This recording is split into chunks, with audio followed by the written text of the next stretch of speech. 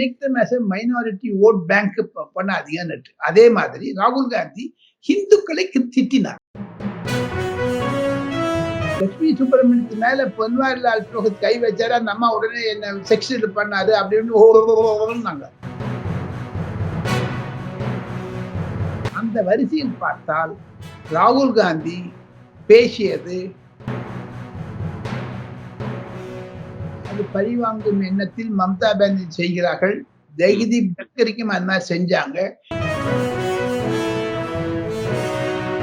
நேற்று தன்னுடைய மகனுடைய திருமண விழாவிற்கு ராகுல் காந்திக்கு இன்விடேஷன் கொடுக்க போயிருக்காரு. அப்போது ஏன் வச்சுக்கிறாரு கூட?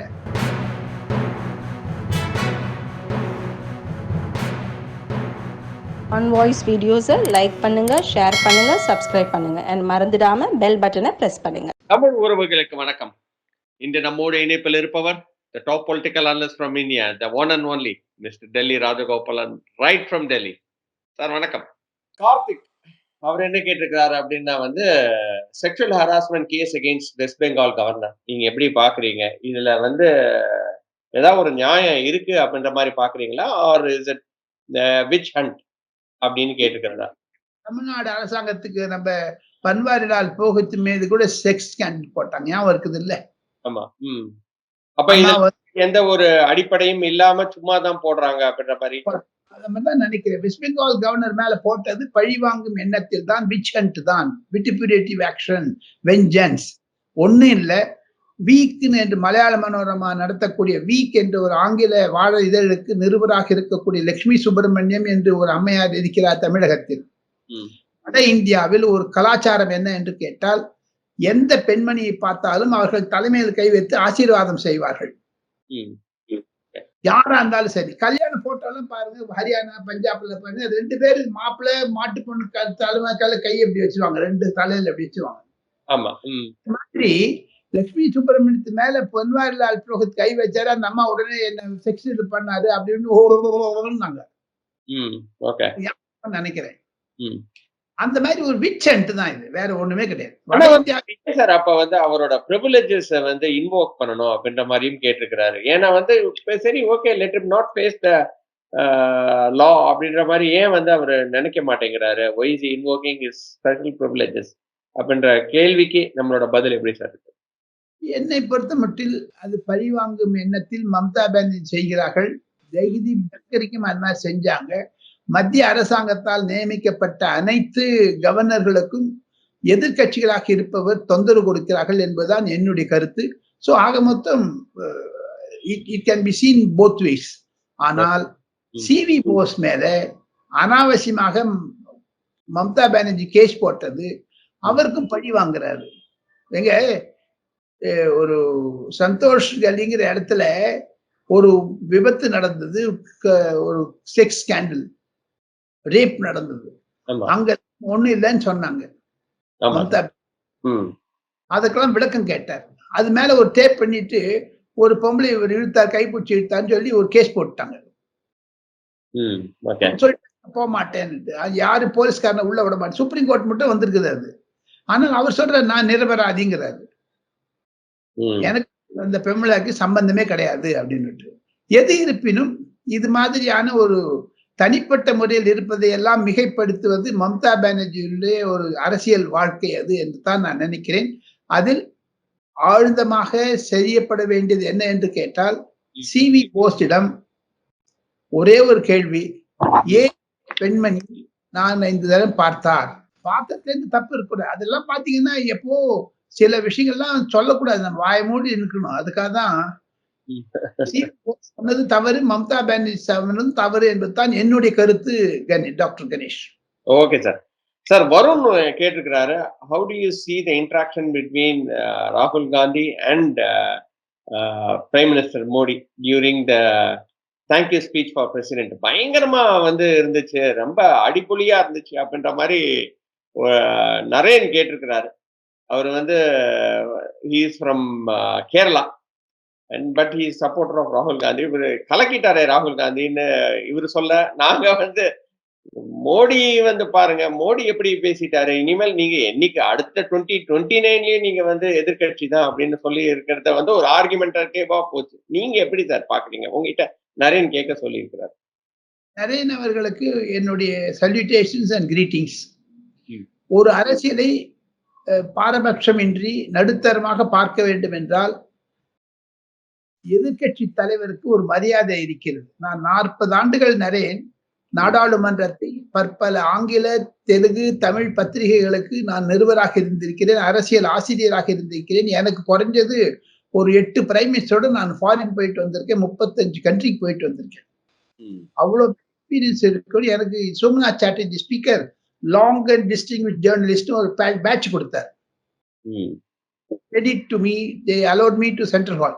இவ்வளவு பெரிய பாராளுமன்றத்தில் நான் ஒரு 8 எதிர்க்கட்சிகளை நன்றாக அறிவேன். எதிர்க்கட்சி தலைவர்களை அடல் பிகாரி வாஜ்பாய், ஜார்ஜ் பெர்னாண்டஸ், அதை தவிர மது தண்டவடே, சோனியா காந்தி, ராஜீவ் காந்தி, அதை தவிர பாருங்க சுஷ்மா ஸ்வராஜ், எல்கே அத்வானி. அந்த வரிசையில் பார்த்தால் ராகுல் காந்தி பேசியது பம்புக்கு இழுத்தது மாபெரும் தவறு என்று தான் நான் நினைக்கிறேன். அவருக்கு என்று ஒரு அழகு உண்டு. எதிர்கட்சி தலைவர் in India is a shadow prime minister. அந்த ஷேடோ பிரைம் மினிஸ்டருக்கு இருக்க வேண்டிய ஒரு அலங்காரங்கள் அதை அவர் பாழ்படுத்தி விட்டார். ஒரு உட்காந்துங்க அவர் மூஞ்சில எள்ளும் எண்ணெயும் கொதிச்சது பாருங்க. நரேந்திர மோடி பார்த்த உடனேயும் அந்த ஒரு பர்சனல் அனிமாசிட்டி இருக்கு பாருங்க, அது தப்புங்க. அது பொதுமக்கள் நரேந்திர மோடி 65 கோடி வழக்களால் ஏற்படுத்தப்பட்ட ஒரு பதவிக்கு வந்திருக்கிறார் 3வது முறையாக. இந்தியாவினுடைய தேர்தல் என்பது நரேந்திர மோடிக்காக 3rd time they decorated him with the prime ministership. அந்த வயிற்றெரிச்சல்ல ராகுல் காந்தி வந்து எதுவோ பேசுறாரு. சிவ படத்தை கொண்டு வந்துடுறாரு, கையை காமிக்கிறாரு, காலை காமிக்கிறாரு, மூக்க காமிக்கிறாரு, அது முதுக காமிக்கிறாருங்க. ஸ்பீக்கர் ஆஃப் லோக்சபாக்கு ஸ்பீக்கர் 2-3 தடவை சொல்லிட்டாரு. நம்ம பேசும் பொழுது ஒரு என்ன பார்த்து பேசுங்க ஒரு நெறிமுறைகள் இருக்கிறது.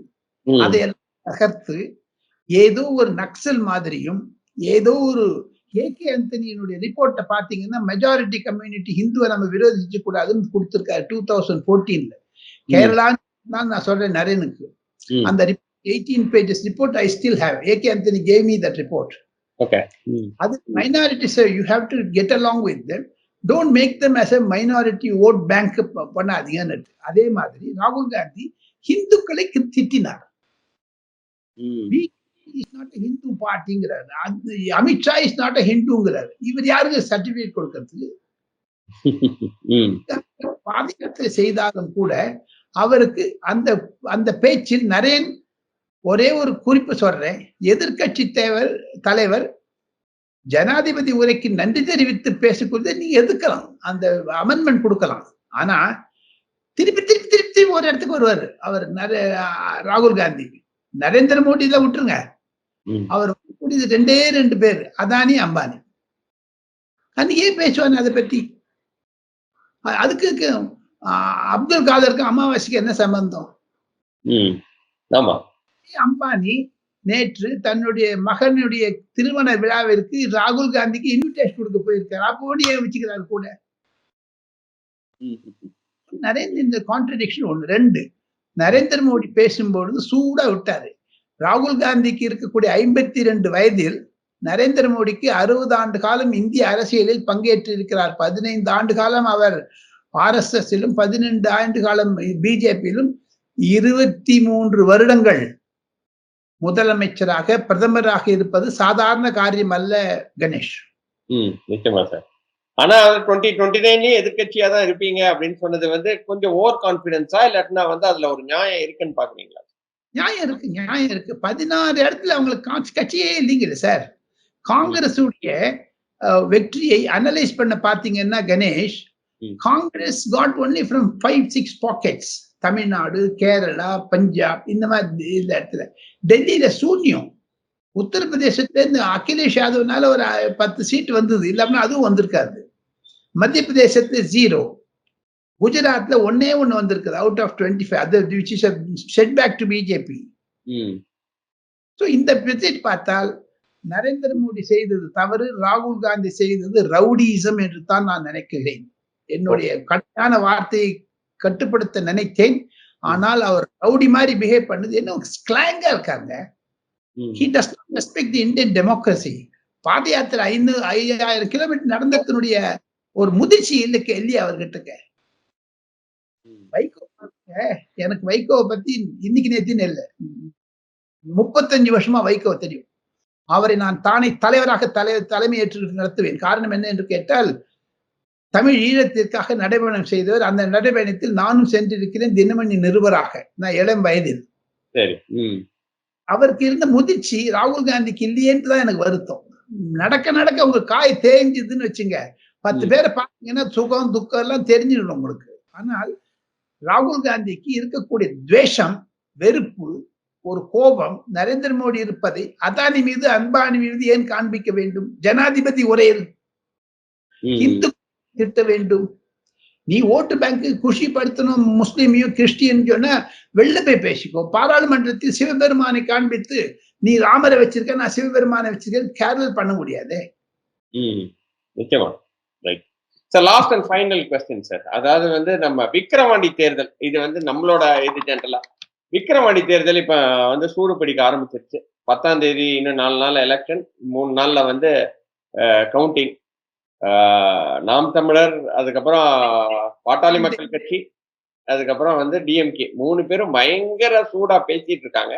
அதிமுக வெளியே நின்று வேடிக்கை பார்க்குது. இது கரெக்டான ஒரு இதுதானா? ஏன்னா வந்து இன்னைக்கு அண்ணாமலையும் இபிஎஸும் ரொம்ப ஸ்ட்ராங்கான வேர்ட்ஸை வந்து ரிஃப்ளெக்ட் பண்ணியிருக்கிறாங்க. நீங்க எப்படி சார் பாக்குறீங்க? வாயில் வடை சுடிக்கிறாருன்னு அண்ணாமலை அப்படி சொல்றாரு. இவரு வந்து ரொம்ப அதான் காரசாரமா போயிட்டு இருக்கு. நீங்க சொல்லுங்க சார்.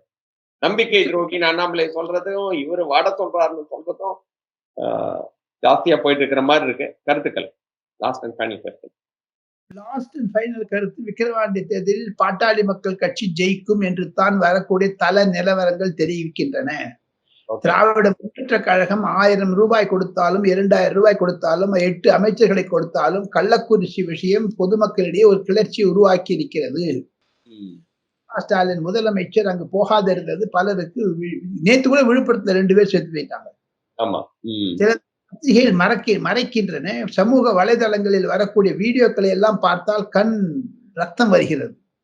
ஏன் முதலமைச்சருக்கு இது மாதிரியான ஒரு காவல்துறையோ அல்லது அதிகாரிகளோ அல்லது அரசியல்வாதிகளோ ஏன் முதலமைச்சருக்கு அறிவுரை சரியாக கொண்டவில்லை? அவருக்குங்கிற ஒரு செல்ஃப் ரெஸ்பெக்ட் எங்க போச்சுங்க சார்? ஆபீசர்ஸ் அட்வைஸ் பண்றாங்க, சஜஷன் கொடுக்குறாங்க, இல்லைன்னு விட்டுருங்க. He should have rushed to that Kallakurichi. அந்த விக்கிரவாண்டி தேர்தல் மூலமாக போகல. ஒன்று, இந்த தாக்கங்களை எல்லாம் அதிமுக பயன்படுத்தி கொண்டிருக்க வேண்டும். ஆனால் அதிமுகவிற்கும் பாமகவிற்கும் ரகசிய உறவு வந்து இருப்பதாகத்தான் எனக்கு வரக்கூடிய செய்திகள் தெரிவிக்கின்றன. எது இருப்பினும் திமுகவிற்கு ஒரு இது லிட்மஸ் டெஸ்ட். இது விக்கிரவாண்டி என்ன யோசிக்கிறீங்கன்னா பாட்டாளி மக்கள் கட்சி ஜெயிச்சிடும், but there is a secret relationship இருக்கு அப்படின்ற மாதிரி தான் பாக்குறீங்க. என்னுடைய கருத்துங்க. அதே மாதிரி விஜய் அரசியலில் வந்து விட்டார், அவர் வந்து புது முகங்களை எல்லாம் சேர்க்கிறார் என்றால் அவர் திராவிட முன்னேற்ற கழகத்திற்கு ஒரு முகமூடியாகத்தான் இருப்பார் என்று நான் கருதுகிறேன். ஆக மொத்தம் விக்கிரவாண்டி தேர்தலில் அதிமுகவிற்கு வந்திருந்தால் கண்டிப்பாக திமுக டெபாசிட் போயிருக்கும். ஆனால் திமுகவிற்கும் அதிமுக எடப்பாடி பழனிசாமிக்குமே ஒரு அண்டர்ஸ்டாண்டிங் இருக்குதா? அதுவும் ஒரு பிரச்சனையாக ஓடிக்கொண்டு இருக்கிறது சில அரசியல் நிபுணர்களுடைய மத்தியில் என்பதுதான் என் இறுதி கருத்து. டாக்டர் கணேஷ். ஓகே சார், ரொம்ப ரொம்ப நன்றி நம்மளோட கொஸ்டின்ஸ் எல்லாம் ஆன்சர் பண்ணதுக்கு, ஈவினிங் டைம்ல எங்களோட ஸ்பெண்ட் பண்ணதுக்கு. மற்றும் ஒரு மிகப்பெரிய தேங்க்ஸ். இன்னொரு வீடியோவில் சந்திக்கிறேன் சார். அதுவரை நன்றி, வணக்கம். ஆன் வாய்ஸ் வீடியோஸை லைக் பண்ணுங்க, ஷேர் பண்ணுங்க, சப்ஸ்கிரைப் பண்ணுங்க, அண்ட் மறந்துடாம பெல் பட்டனை பிரஸ் பண்ணுங்க.